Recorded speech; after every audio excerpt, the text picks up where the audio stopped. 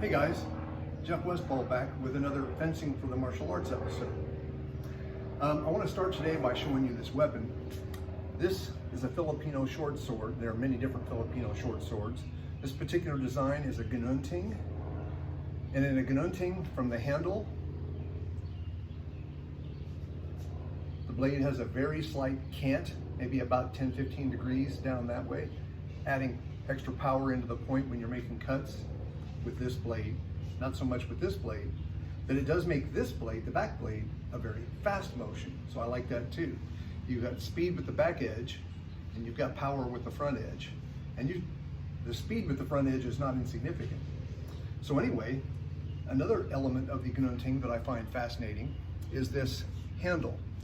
It's shaped kind of like the bottom of the handle of an axe, or this is called the hoof handle, or the carabao, which is a water buffalo from the Philippines, a carabao hoof handle.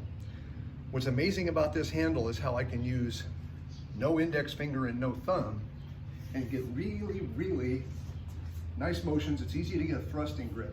Let me explain what a thrusting grip is. With a knife or a sword, you want to be sure that you don't injure yourself by having your hands come down on the crossguard hard when you thrust into something that's resistant. So imagine if you were dumb enough to thrust at a tree. That could also be hitting a bone in the opponent's skeleton in real life. Your hand slides down the handle and it just hurts, especially on these trainer blades where it's just a little cross section of steel. Well, there's a much better grip for thrusting than the grip you might use for cutting. And that is a grip in which I have the weapon butted in the heel of my hand. That way, when I thrust, it's driving right down the length of my arm. I can thrust as hard as I can physically thrust at a stone wall. And of course, there'll be some vibration and it won't penetrate the stone wall. It'll probably bend the point on this aluminum trainer. But what it won't do is degrade the structural integrity of my thrusting structure, right? It's gonna be very strong, it's gonna penetrate a lot, and it doesn't hurt your hand. And your hand doesn't slide down and get jammed on the crossguard. So I really like this design, I'm very high on it. When you're using two weapons, and that's what I'm doing today, this is another element that's different from fencing. You don't use two weapons in Western competitive sport fencing. So bringing in a second weapon adds in another element of what I call safety protocols. And that's simply this. When I'm holding my lead weapon, or one weapon, closer to the opponent, my opponent is as much a danger to me, to my hand here, my weapon hand, as I am. But I am also as much a danger to my weapon hand as he is. If I get excited and start swinging my weapons around, bad things happen. So a safety protocol that you might not ever think about in regular fencing is when I'm swinging this one, where the heck is that one?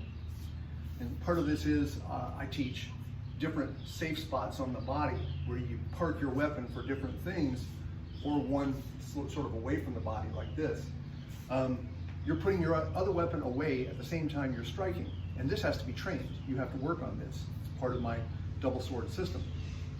So anyway, having said that, let me demonstrate a couple examples of that. Let's say, for example, that I've got a high guard with my left weapon. And I execute an upward slash with this weapon. Well, it wouldn't do to bring this up into this forearm. So I've got to train my other weapon to know where to go when I do that. When I feel this coming, I'm experienced enough, I know I've got to get that out of the way. So the more you train that, the more likely you're not your own worst enemy. So now, I mentioned earlier that when this weapon is presented towards the opponent, it's my opponent's a danger to it and I'm a danger to it. When it's presented away from the opponent, far back, I'm still a danger to it. So this is an area that really requires a lot of work and a lot of study. Another example, I just got done doing this one. Well, I can do I just got done doing this one, didn't I? So we're gonna reverse it. I'm gonna have it in a high guard. No, I'm gonna have it in a low guard and execute a big power forehand. Well, once again, leaving this down here, I don't like having both of those weapons in the same vicinity most of the time. So I'll bring this up as I execute that power forehand. So that is another element of this series of safety protocols that I teach. Okay, now let's get into some actual movements. Let me review the first footwork step I showed this in Fencing for the Martial Arts #1, and it's the balestra. So let's do a quick review of what the balestra is. And if you want to see a deeper treatment of it, go back and look at that video. But in essence, my weight is more on my rear foot than on my front foot. I'm going to make a kick motion with this leg, and that creates a moment of inertia with my leg, which helps pull me along. That's for you physics geeks out there, moment of inertia. So anyway, this is going to create a moment of inertia, which is almost like creating a handle in space that I can pull myself with. That's what I like to think of when I'm using the concept of moment of inertia in footwork. So when this leg comes out, it's creating something I can pull against, and what pulls against it is this leg, and pops along. There's a little hip motion too. So anyway, as I do my balestra, I would usually on the first part be executing some kind of blade work, and then off my balestra, usually a lunge. And that lunge could go into a flesh or into a double lunge. Just like with all martial arts, the individual components can combine in a lot of different ways. So that's the balestra. Now let's look at some of the weaponry movements I'm going to be using. The first movement I call a V loop. There are a number of V loops. This particular one is going to start with my right blade down in this quadrant as a guard. My left blade just happens right now to be back here. It could be here. It could be here. Probably I would prefer for it to be here. But anyway, I'm going to put it in a high guard over my left shoulder. And what I'm going to execute is a V loop. It's a V loop because the V is here. There's an inverted V, like a delta. Well, I go with a little more force, so it creates a little loop at the top. Now this actually has combat application. It's not just to look fancy.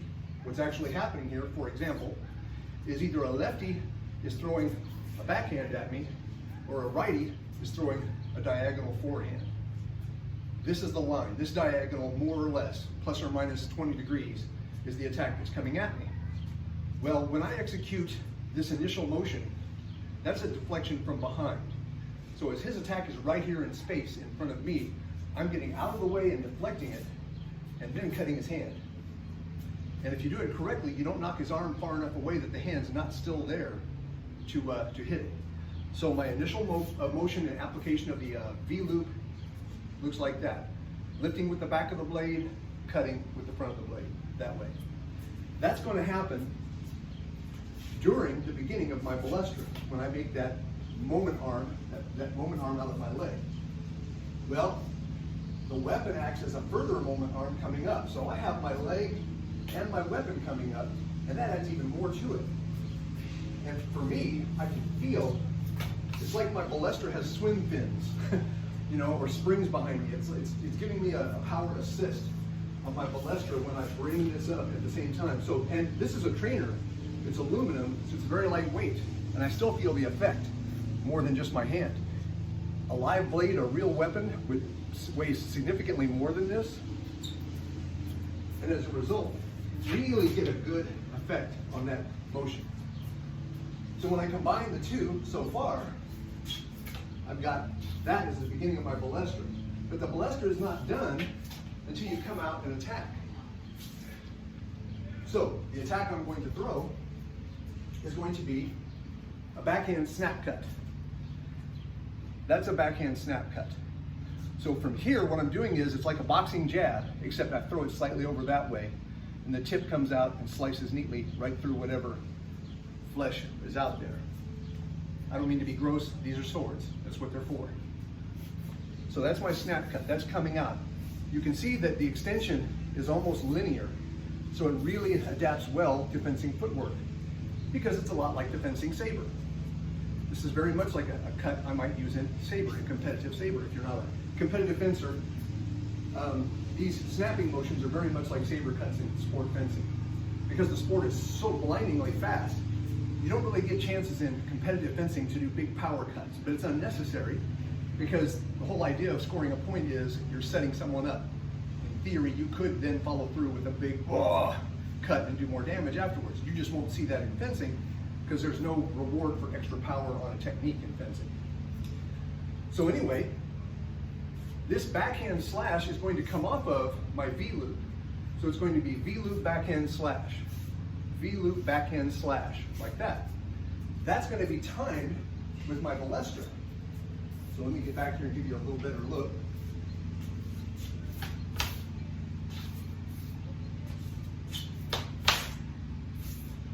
So that's so far what I'm showing you. Now the next thing I want to show you is a forehand diagonal cut. This is where we break from moving exactly like a fencer, because we are concerned, in this case, it's not sport, we are concerned with having enough power to cut through something, especially as a finishing blow. So what's going to happen, my left weapon, which hasn't done anything yet, right off of this snap cut, and by the way, the snap cut normally, its default setting is to come back to here. So your weapon's in center, a little bit like a pointed line in fencing. Usually you want to keep your right hand out here in the lead, unless it's being attacked. So normally on a snap cut, I come back to here. But what I'm going to do in this case is snap cut and allow it to drift over to my right hip. And the reason is because I know I'm going into a finishing cut with this weapon. So my snap cut will come down here because of safety protocols to this hip. Notice the blade is pointing away, and my forehand cut will come around, and I'm going to put the back of the blade on my arm. I know where that blade's pointing, and it's not cutting me. And even if it was hit, it wouldn't do much damage to me. It would certainly damage whatever hit it because the blade is pointing out. So, putting it all together in slow motion a few times,